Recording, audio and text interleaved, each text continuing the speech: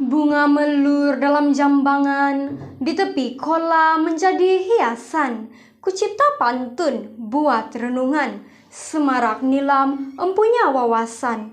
Salam sejahtera, salam perpaduan, dan salam keluarga Malaysia. Sebelum kaki mengurak langkah, sebelum lisan meneruskan bicara, izinkan saya untuk memperkenalkan diri. Nama diberi Laila Mordino, berusia 17 tahun. Saya menuntut di Sekolah Menengah Kebangsaan Datuk Peter Moa Juntin atau lebih dikenali sebagai SMK DPM. Saya diberi kepercayaan untuk mewakili sekolah saya dalam pertandingan nilam kategori nilam Bahasa Melayu Sekolah Menengah. Saya merupakan seorang pembimbing rakan sebaya di sekolah saya. Sama seperti Anda, saya juga mempunyai hobi yang saya minati seperti belajar bahasa asing. Saya juga suka membaca buku.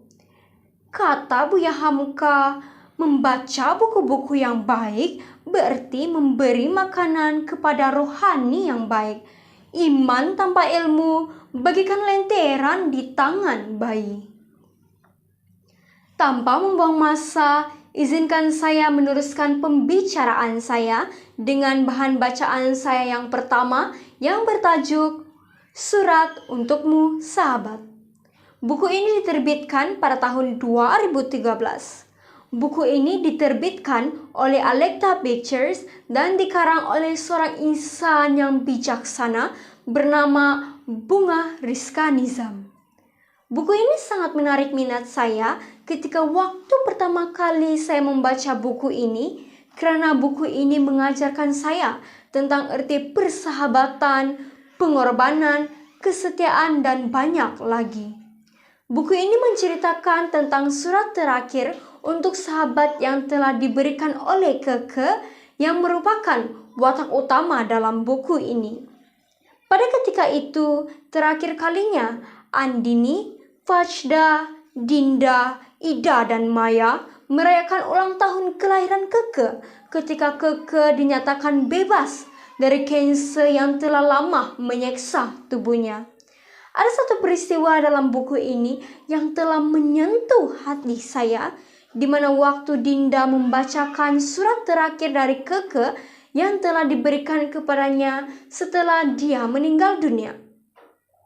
Dengan seluruh perasaan yang bercampur di dalam dada, sahabat-sahabat Keke terdiam dan berusaha membuka telinga lebar-lebar.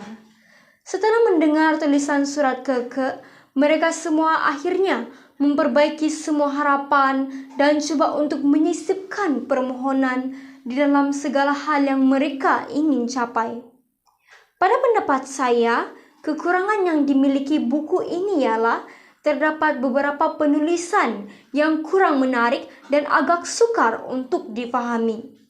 Kelemahan yang ada pada buku ini antara kata lain yaitu pengemis, yang kadangkala dapat membuatkan para pembaca berimajinasi lain dalam menafsirkan dengan kata kiasan pengemis. Selain itu, novel ini juga dapat membuat pembaca terhanyut dalam cerita. Apatah lagi dengan tema yang diangkat adalah tentang persahabatan. Ini merupakan hal yang baik yang boleh digunakan sebagai bahan pembelajaran kehidupan.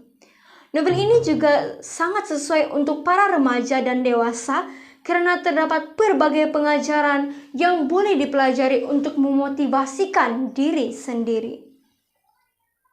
Ada orang dia boleh berubah, tetapi dia tidak yakin dia boleh berubah.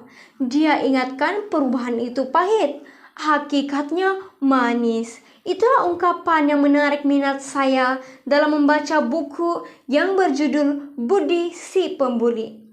Buku ini merupakan novel grafik yang telah diterbitkan oleh anak muslim sendirian berhak. Buku ini telah dikarang oleh insan yang bijaksana bernama Sheryl Azrin Muhammad Rashid. Buku ini menceritakan tentang Said Budi Hikayat Said Musin yang merupakan seorang pelajar yang pintar. Tetapi dia lebih dikenali dengan sikapnya yang suka membuli, sama ada di rumah maupun di sekolah. Di sekolah, yang selalu menjadi bangsa bulinya ialah rakan sekelasnya yaitu Farid. Walaupun selalu dibuli, Farid tetap tidak pernah membenci atau berdendam terhadap Budi. Ini yang membuatkan Budi tertanya-tanya, mengapakah Farid bersikap sedemikian? Pada akhir buku ini, kita dapat melihat betapa bersyukur dan gembiranya Budi setelah mendapat peluang kedua setelah telah melakukan kesalahan yang besar di dalam hidupnya. Buku ini mengajarkan kita arti kesabaran, mengampuni sesama, berbuat kebaikan, tidak merendahkan sesama, tidak menghina, dan banyak lagi. Apa yang saya boleh katakan ialah buku ini sesuai dibaca untuk semua golongan umur, tidak kira tua atau muda. Perkara yang menarik minat saya dalam membaca buku ini ialah persembahan grafik dan tulisan buku yang sangat unik dan mudah untuk dibaca, dipahami, direnungkan untuk semua pembaca. Seterusnya, kita beralih kepada bahan bacaan saya yang pertama yang bertajuk Rumah Kaca. Buku ini telah diterbitkan oleh Lentera di Pantera pada tahun 2010. Buku ini dikarang oleh seorang penulis yang diberi nama Pramodia Ananta Tower. Nama yang cukup unik, bukan? Novel fiction Rumah Kaca ini menceritakan usaha kolonial untuk memikul tanggung jawab aktiviti kaum pergerakan pada operasi pengarsipan yang rapi. Arsip merupakan mata radar Hindia yang diletakkan di mana sahaja. Fungsinya ialah untuk merakam seluruh kegiatan kaum pergerakan tersebut. Dalam hal ini, Pramodia menyebut politik arsip dengan kegiatan perumah kacaan. Setelah membaca buku ini, saya mendapati bahwa buku ini mempunyai latar waktu yang tidak jelas sehingga menyebabkan saya kesulitan untuk mengenal pasti dan mengetahui latar cerita di dalam buku ini. Akan tetapi, buku ini sesuai dibaca oleh golongan remaja dan dewasa karena buku ini dapat memberikan kita fakta-fakta yang baik dan boleh diaplikasikan dalam kehidupan seharian kita. Aku tidak mau setakat menggamit awan. Aku mau mendaki gunung dan tinggal di atasnya. Itulah ungkapan yang menarik minat saya dalam membaca buku yang bertajuk Serakah. Buku ini diterbitkan oleh Creative Enterprise Sendirian Berhad pada tahun 1994. Buku ini dikarang oleh insan bijaksana yang bernama Zainal Buang Hussein. Buku cerita ini dimulakan dengan watak Yusli dan adegan lumba motor haram di jalan raya laut yang telah mengalahkan Mark Kongkong, si juara keramat. Buku cerita Serakah ini sebagian besarnya menayangkan kisah serakah manusia yang dipenuhi dengan nafsu bertunjangan songlap duit, skim cepat kaya, maksiat zina, menipu kiri kanan. Buku ini membawakan banyak isu berat yang sedang berlaku dengan keadaan sekeliling kita pada zaman ini. Walaupun buku ini telah lama diterbitkan, namun isi teladan dan isi ceritanya masih lagi relevan hingga ke hari ini. Saya beralih kepada bahan bacaan saya yang terakhir yang bertajuk Gadis dan Cermin Masa Depan. Buku ini telah diterbitkan oleh Kuala Lumpur Institut Terjemahan dan Buku Malaysia Pena pada tahun 2018.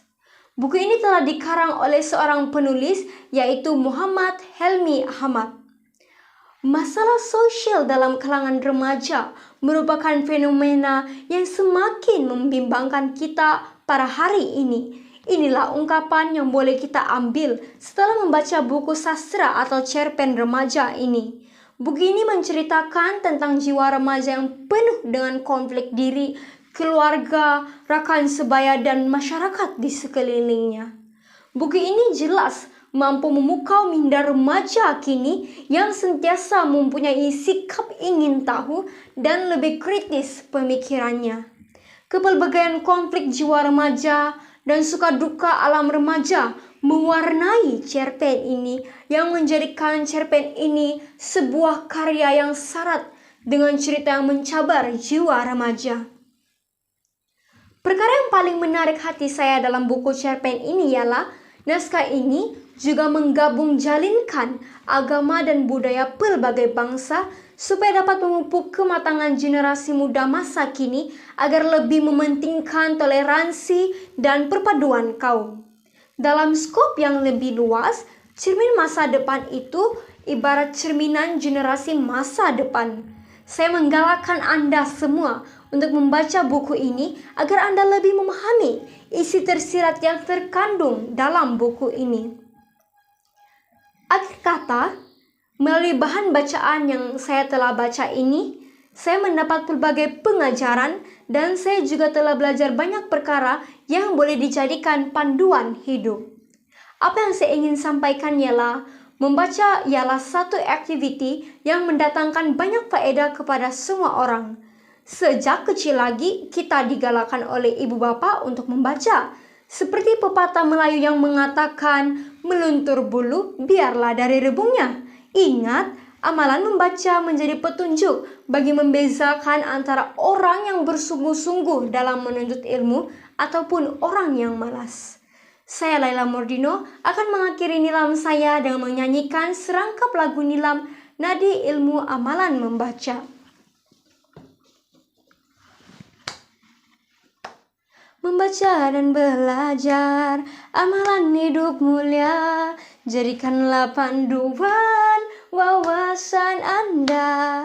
Nilam program membaca, memberikan semangat, membaca dengan jaya budaya kita. Sekian, terima kasih.